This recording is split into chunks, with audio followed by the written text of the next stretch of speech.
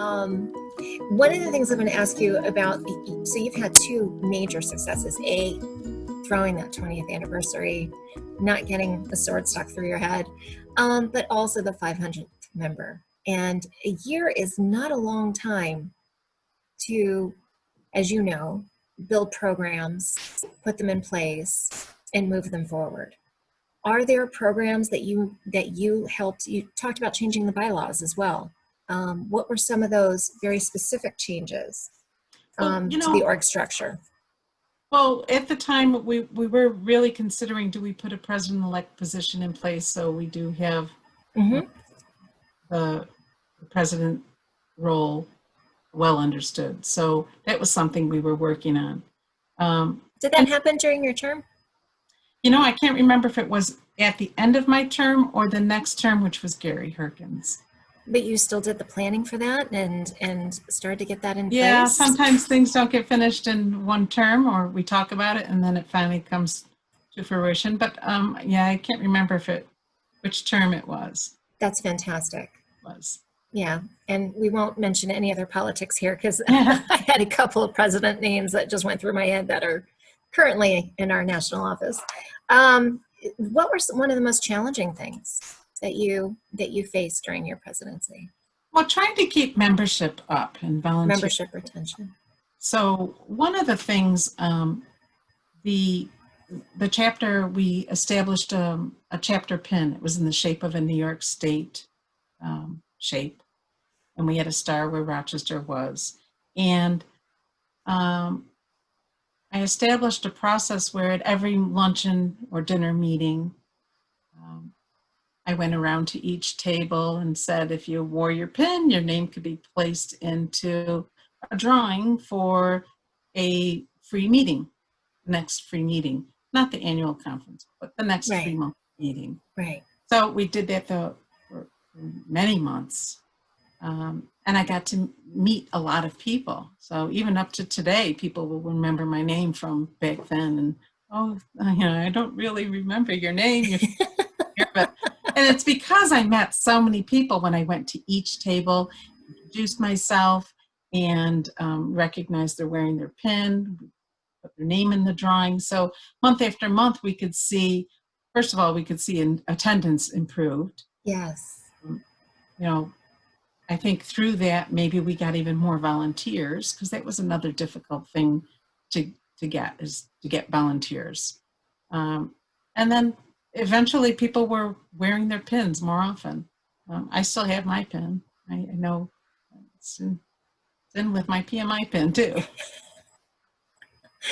I don't have any pins yet. I'm going to have to talk to Lori about that. I think I need some pins. I think that's really cool because there's a level of pride behind that, and building of relationships. That's almost a gamification way of building a relationship. That's incredible. So yes, membership retention. Were you able to retain those 500 members? By the time my presidency was done, I think we were beyond 500. And we're over 600 now. So thank you. Yeah. Thank you for all of your hard work in doing that. There was a couple of other items that I definitely wanted to touch on. And then I definitely want to learn more about you personally. Is there anything that you're looking back on now during this interview or in preparation for this interview where you're thinking, if we had had this tool, I would have done this? Or if we had had this, many volunteers, I would have cared for that. Is there anything looking back that you would have liked to have changed even further? Well, one thing looking back now, I think I would have changed how long someone could volunteer consecutively for the chapter. Okay. Prevent burnout. Okay. And in 1997, the membership officer told me, she became my friend, she told me, don't get burnout because you're volunteering too much. 10 years later, I did. Okay.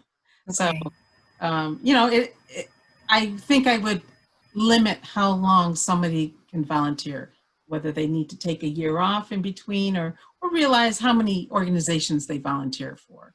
So I think that's the thing I would change. You know, I think the greatest thing for me with the PMI Rochester chapter was the number of people I've met that are now lifelong friends. And a special thanks to Gary Herkins. Gary was president for several terms, and even after me.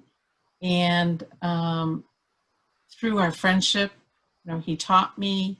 He held his own, his company held his own project management symposiums. I got to be a speaker at his symposiums 2 times. Mm-hmm.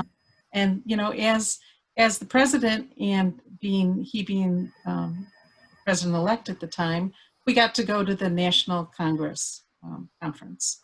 And I met all the people, his contacts that he knew because he's a national speaker. So I got a lot of contacts. And so going with somebody that's so well known really helps the president or any officer Of the organization, absolutely. Part of transition. It's part of transition to introduce them to some key people in other regions. Mm-hmm. So it's very helpful. Gary's a great guy, and he's still a friend.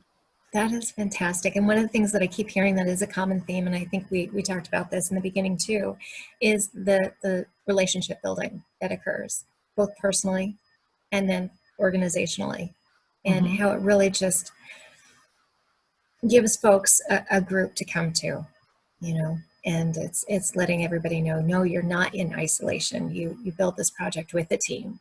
And, if you're singularly helming something, you still have a team you can come back to and rely on and ask questions and get mentorship and guidance. And that's incredible. And that's what I'm hearing as a through line through what you're sharing. So you said you volunteered for the Boy Scouts and for junior achievements. Yes. How was that? Well, my son became an Eagle Scout. Yay! Yes.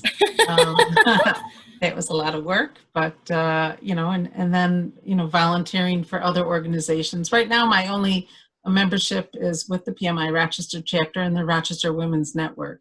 But, volunteering sporadically when I'm asked, or if there's something that I'd like to help trigger, if it comes up, I'll consider it. What are some of your passions outside of project management? Well, if I were to have an opportunity to use most of my day grooming my rose garden, I would. I took a 2-week vacation and I came back and my roses are all dead. And, no, it was hot. Yes, I did. So I am slowly trying to recover what happened. But one of my plants is at least 21 years old. I think even older than that. Wow. So, yeah. So I'm needing more time to play with that.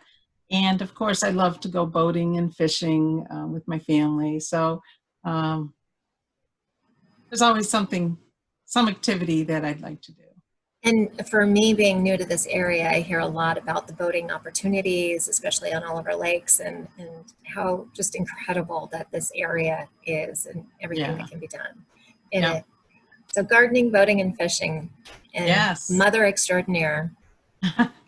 Well, now they're older. The boys are out, but yeah. Yeah, well, that role never leaves us, just like our PM hat never leaves us. That's true.